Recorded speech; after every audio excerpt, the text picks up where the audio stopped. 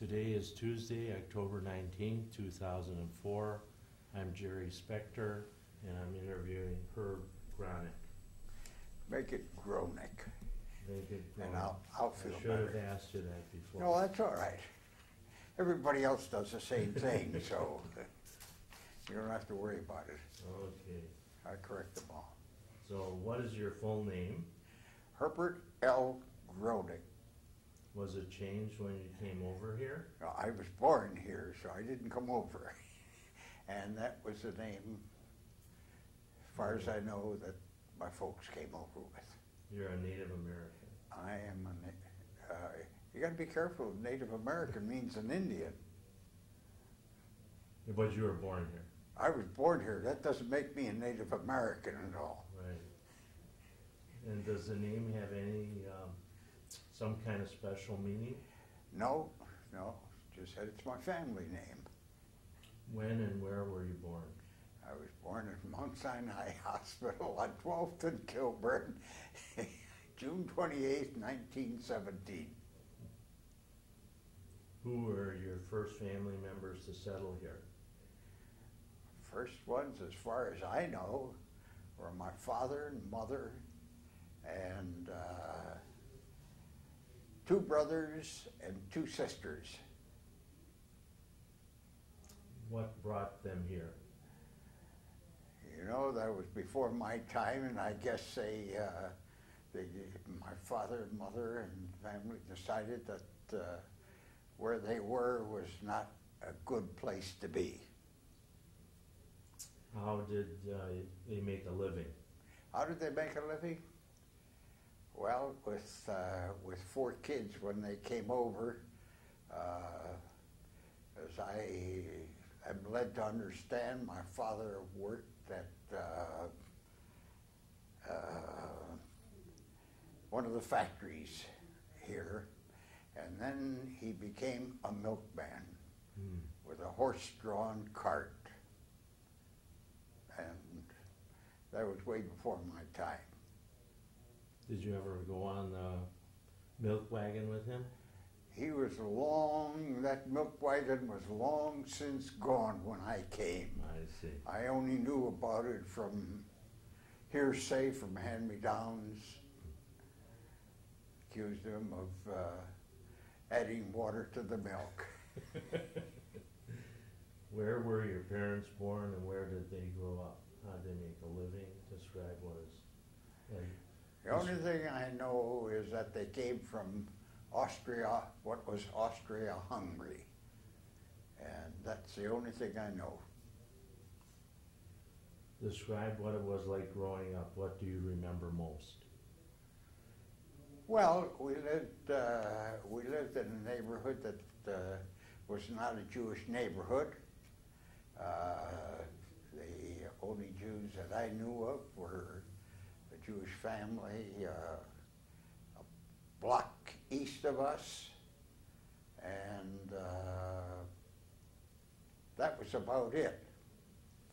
So that we were constantly in a non-Jewish neighborhood.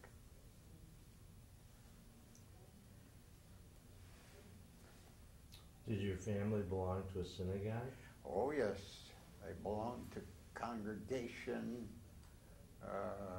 Degel Israel, which was a Romanish shul in Milwaukee.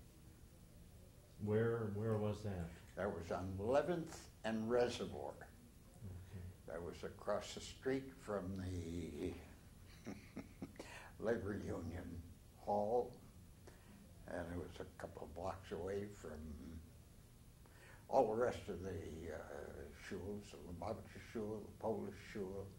Yeah, my folks belonged to Shmeder Shagodl. Shmeder Shagodl was up on 11th and probably Lloyd or somewhere around there, if I remember correctly. Yeah, I thought I was pretty young, but I thought it was around 11th or 12th Street. No, it had to be on 11th Street. Okay. Had to be on 11th Street. And was that Union Hall the Peddlers Union? It was, I can't remember whether it was. I think it was a labor Zionist hall. I'm not positive about. As I remember going to Peddlers Union, I must have been pretty small, 5, 6, 7 years old, on Sundays, and my dad would play cards there. I think that was the OKUV hall on North Avenue between 12th and Tetonia. Right, I know where that is. That was the OKUV hall. I think that was where it was. Oh, I see. Were you happy to be Jewish? Oh, certainly. I had no choice in the matter. What was your Jewish educational background? My Jewish educational background was I went to Cheder at Garfinkel's New Method Hebrew School. And I'll give you the story of that. One year, my mother thought that I should go to Beth Israel's Hebrew school for some reason or other, and I went there for 1 year and couldn't stand it, and got back with Garfinkel. Harry Garfinkel. Harry Remember him Garfinkel. well. I went there too. Remember him well. Yeah, he was kind of short. He was and short, a big hat. a hunchback, and he was the most progressive Hebrew teacher in the state. He was far beyond his times, because he not only taught the boys, he taught the girls. He had a Boy Scout troop. I remember We that. played handball at the side of his place, but that was also before your time, because that was on 11th Street, behind the Polish Temple. And it was in the back of it. There was a grassy spot. We played handball against the wall there, and he had debating clubs, and he had just everything. As I say, he was far beyond his times as far as a Hebrew school teacher was concerned. Yeah, when I went there, he was on 53rd and Center. 53rd and Center, yeah. In what way was your family a traditional Jewish family?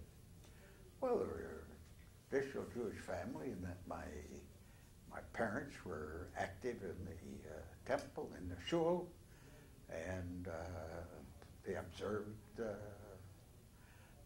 regular Jewish institutions of Rosh Hashanah and Yom Kippur and all the rest of the holidays. And we had Friday night at home, and our Friday meal of chicken, and that was it. Yeah, my mother always made chicken and kugel. Oh, sure. I was Friday night if it was, so you didn't have chicken. Somebody was sick. Were you aware of any anti-Semitism while you were growing up? Oh, there was a certain amount of it, yes, because I lived in primarily well, as I say, it was not a Jewish neighborhood, and there were a number of so-called goyim who thought all Jews had horns. So, but we got along with them. Tell us about your involvement in agencies of the Jewish community, such as JFS or JCC. Well, I really started out. I started out with Harry Garfinkel by being active in the debating clubs that he had, speaking things, and later on became active in ACA, and through ACA we branched off and we started the junior division of the Welfare Fund, and then through that I became active in the welfare, what was called the Welfare Fund, and from there I just kept going. I was active with the Jewish Family Service, and B'nai B'rith early, which I later dropped, and that was, I was just active in things. And I read your bio that you are a war veteran. Oh, yes. When were you in I was service? in 1943 to 1946. Were you overseas or in the No, States? I fought the Battle of Texas.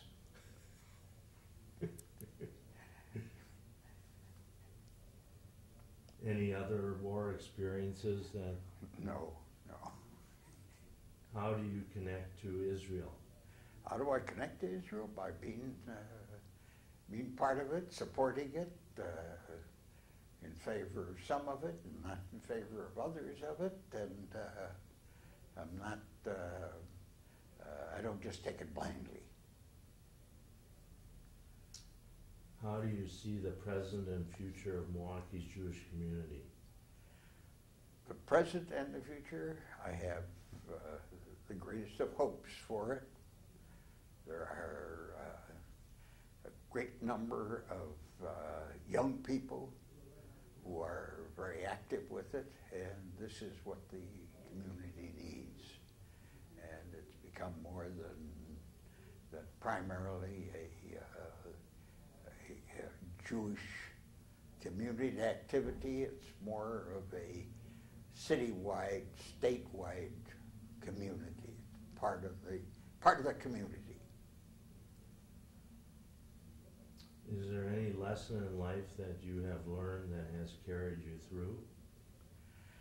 Well, I refer back to Harry Garfinkel, who I learned from him that you didn't have to know all the brachas, you didn't have to know everything that there was, but all you had to do was be conscious of the fact that you were a Jew and that you lived a Jewish life and recognized it and conducted yourself accordingly. Very good legacy. Well, I had a great deal of respect for him. We had a nice relationship even after I was bar mitzvahed there, and I still saw him many, many years. After that, I used to stop and see him and say hello to him. What are you the most proud of? I'm modest. Don't be modest. No, I've been active in Jewish affairs, and I've received acknowledgement from a Jewish Family Service. I've been very active with that. I've been active with the State Board on Aging and Long-Term Care. I've been ombudsman with the state, and I am very conscious of being aware of what has to be done and what can be done. And I enjoy doing things and being active. And you're blessed with good health, so you can... Whatever health I've got, I'm blessed with. What I don't have, that's something else. Do you have any regrets? Well, probably I should say the biggest regret I have now is maybe not being 50 years younger. No, I really don't. I've enjoyed my life, and I've been always active with something or other, and so I take what I got. How would you like to be remembered? I haven't thought it was time to write my obit yet. And I think by being a respected person, respecting others, and conducting myself in a manner that's of a credit to everybody, respecting other people for who they are and what they are. Were you in business? And if so, what business were you in? Yes, I was in business. I was before I entered the service. I took over a wholesale grocery that my father had, and I ran that for 4 or 5 years until I went into service. After I got out of service, I became a food broker, and I'm still a food broker. Now, I remember driving down Oh, North Avenue. That's not me. That's not I'm you. not. I'm not nuts. Oh. That was my brother. He was. Oh, okay. He was in that business. Uh-huh. So you're still active as a food broker? I still am active. Still work as a food broker. Do you have any involvement with Israel? Only to subscribe to the Israeli bonds, active in that manner, and just am proud of Israel.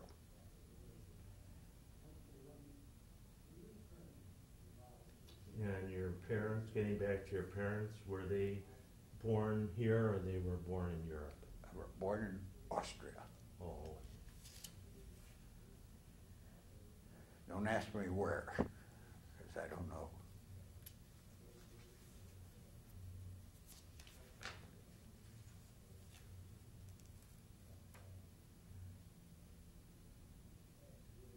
I think I've asked all the prepared questions. Okay. You want to make any other comments or? No, except that here again, I think what is going on as far as the historical society, it's very important. I happen to have a great remembrance of Jewish grocers in the city of Milwaukee because possibly for 8, 9 years I sold to the grocery trade, and I covered all the stores.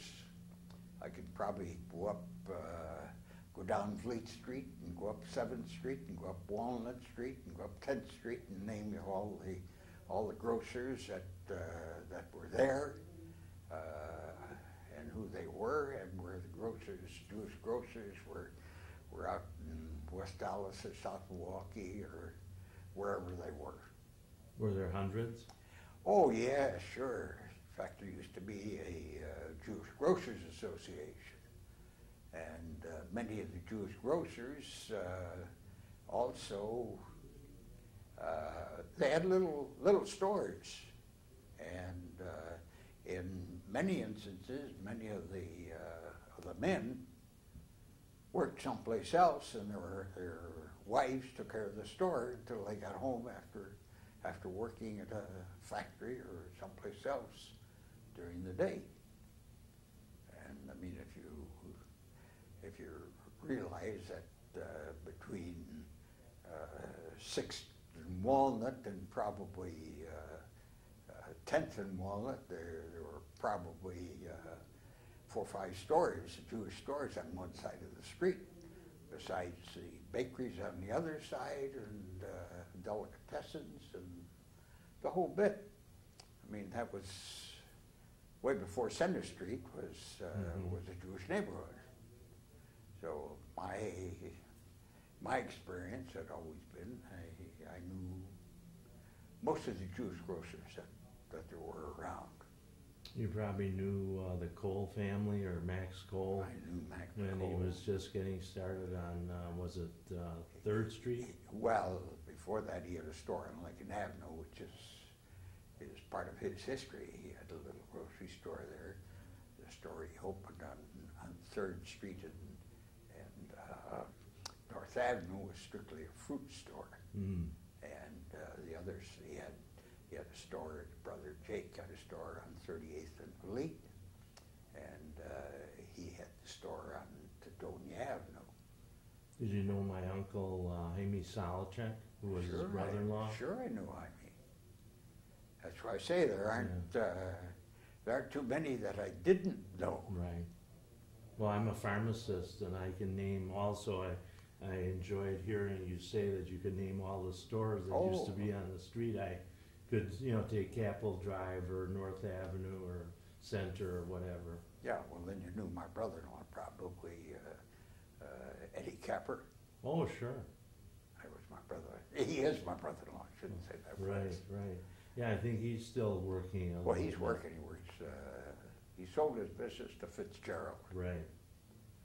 And he helps them out.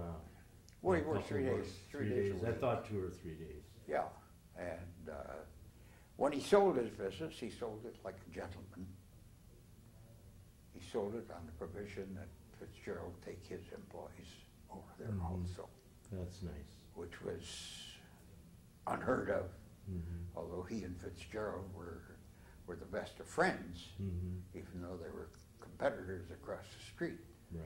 But he had a chance to sell it to Osco was after him for a long, long time, but he wouldn't sell to them at all. Mm-hmm.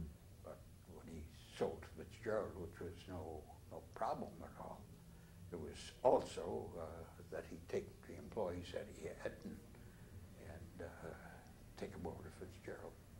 And another name from the past who was a super guy, Jaime Friedman. Oh, yeah. Well, Friedman Tobacco. The whole Friedman family, Mm-hmm. the whole Friedman family. And then you get into the Carls. I didn't know the Carls. Well, Max Carl's father was Louis Carl, who had a store on 10th and Orchard. So they started out in the grocery business too. Well, Max didn't, but his father and mother had a little grocery store on 10th Street, on south of Mitchell Street. But there were a number of Jews over there too. So they were all over. West Allis, South Milwaukee, Cudahy. So I knew most of them. So how many years have you been a broker? Like 60 years? No, I'm not that old. No, I became a broker in 1946. So it's only 58 years.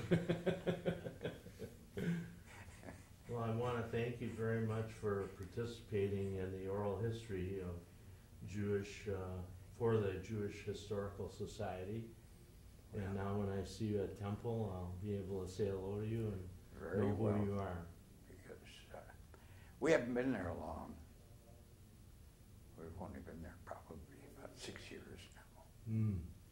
But it's been enjoyable 6 years. And yeah, it's a real nice congregation. oh, it's just terrific. And of course, Ron Shapiro is super. 1 in a million. Yeah. So Very true. that's what does it. And Mm-hmm. his wife Judy, they're just a great couple. Great couple, I agree. Second the motion. Yeah. So, and of course, I become active there also. Mm-hmm. We're in charge of the Hunger Task Force peanut butter and jelly sandwiches making for Mitzvah Day. Mm-hmm. So.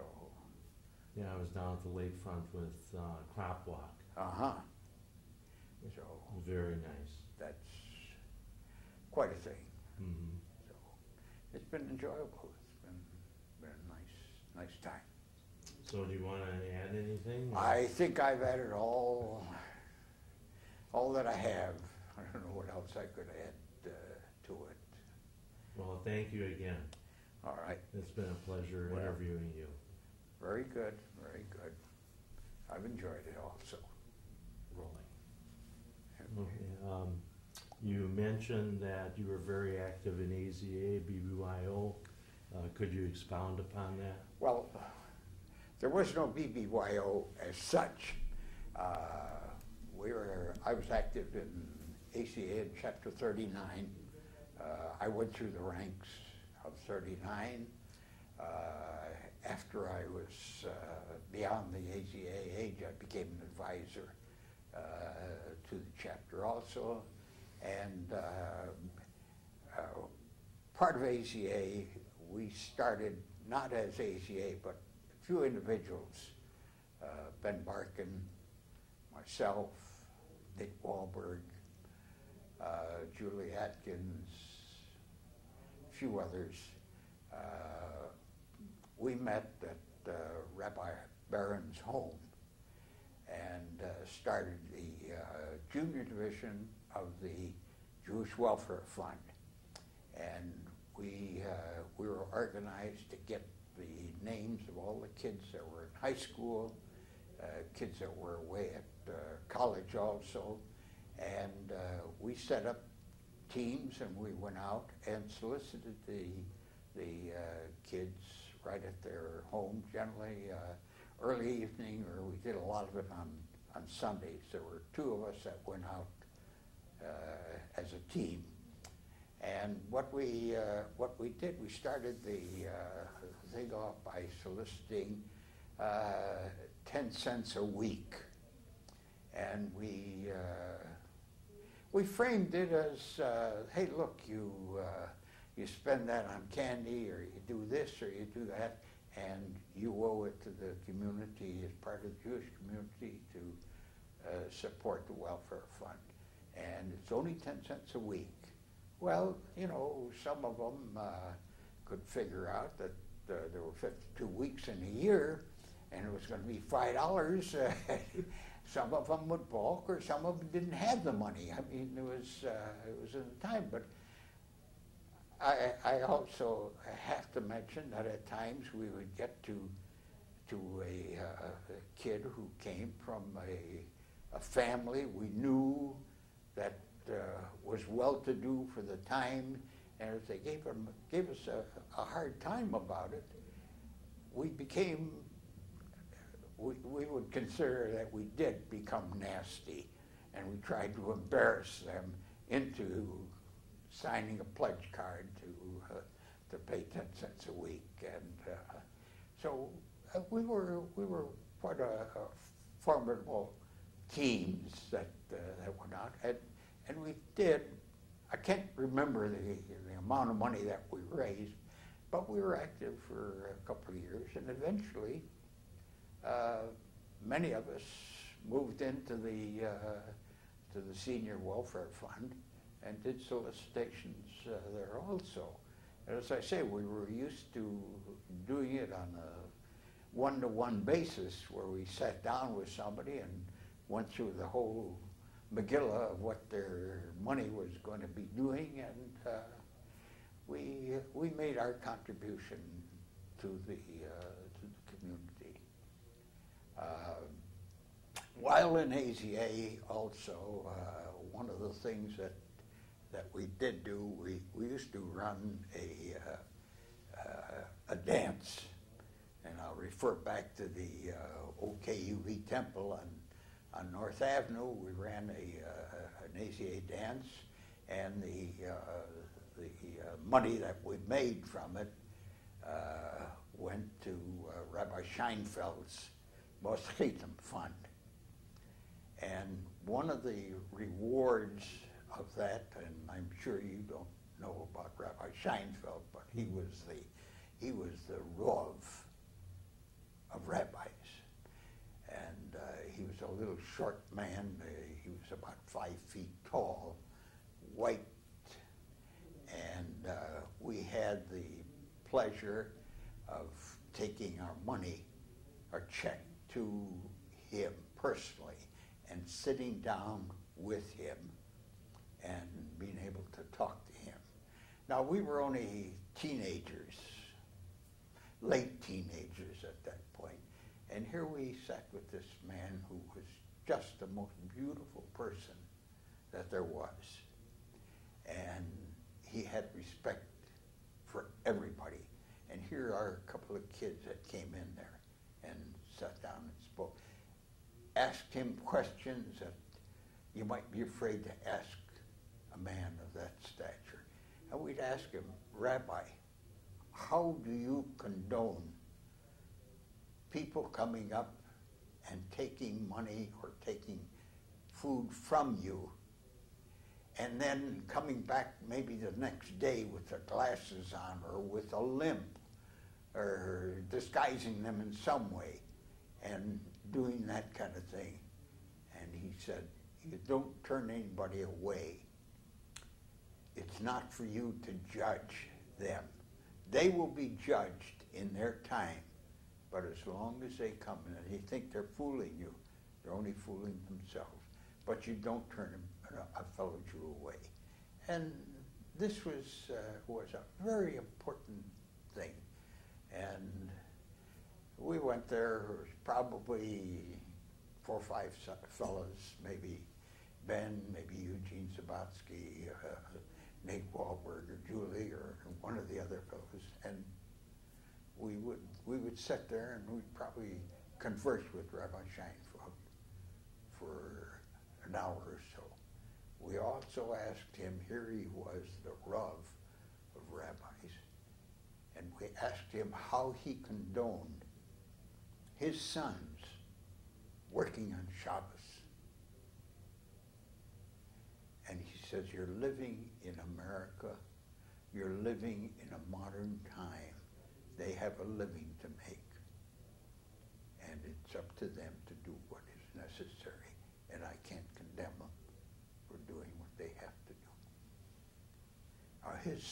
His sons were in New York, or his one son was in New York.